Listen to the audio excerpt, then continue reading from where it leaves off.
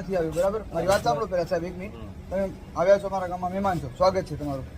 આ તમને વાત હું એટલે કરું છું, ઉપલા અધિકારીઓને, તમારા કાર્યપાલક, નાયબ કાર્યપાલક બધાને જાણ કરેલી છે. આ વસ્તુ અમારી તમે પહોંચાડજો કે આ નીચે તમારો વિરોધ થાય છે, તમારી સર્વિસ મળતી નથી, સિક્યુરિટી ગાર્ડ લઈને તમે એવી રીતના આવો, કોઈ આતંકવાદીને પકડવા આવ્યા હોય એવી રીતના, બરાબર? ને સામે સર્વિસના નામે ઝીરો તમારો પૈસા લ્યો છો ને દર મહિને તમે પૈસા લ્યો છો મીટરના બિલના, તો સામે સર્વિસ માણસ માંગે કે ન માંગે?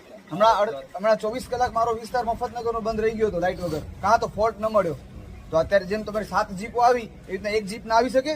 આમાં શું છે, અમે અલગ અલગ જગ્યાથી આવ્યા છે. અમે ગુજરાતથી આવ્યા છીએ, બીજી ટીમો દહીસરાથી. સમજી ગયો સાહેબ, અલગ જગ્યાથી. તમને નમ્ર ભાવે મેં તમારું સ્વાગત કર્યું ને, તમે મારું મહેમાન થઈને આવ્યા છો, પણ આ તમારા અધિકારીઓને કહો કે તમને સર્વિસ તમારી નથી મળતી ને નીચે, એના કારણે તમને સાંભળવું પડે છે. મેં તો અત્યારે નક્કી કરીને ગામમાં કીધું છે, હવે કોઈ બિલ નહીં ભરતા, પછી ભલે કાપવા આવે તો હું પોતે જવાબ દેવા માટે બેઠો છું. આ તમારી સાહેબ, આ લોકોને કહેજો, માર ખાશે ક્યાં, કઈ રીત માણસની રીતમાં નથી. અત્યારે તો શિયાળો છે, લાઇટ વગર હાલી જાય 24 કલાક 48 કલાક.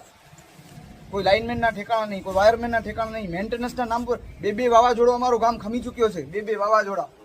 ને અત્યારે શું થયું છે મેન્ટેનન્સના નામ ઉપર? મને બતાવો શું મેન્ટેનન્સ કર્યું અમારા ગામમાં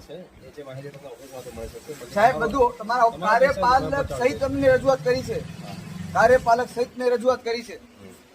હવે અત્યારે તમે અહીંયાની ચેકિંગ લેવા દેજો, તમે જાઓ પ્રેમથી પાછા અને કહેજો કે મસ્કા ગામમાં કીર્તિએ તમને નથી આપી છે, બરાબર ને? કાયદેસરની કાર્યવાહી કરવી તો કરી નાખજો. અને જ્યાં સુધી મારા ગામમાં મેન્ટેનન્સ નહીં થાય ને, હું તમારા PGVCL ના કોઈ પણ કર્મચારી ચેકિંગ રીડિંગ કોઈ વસ્તુ એમને આવતા નહીં.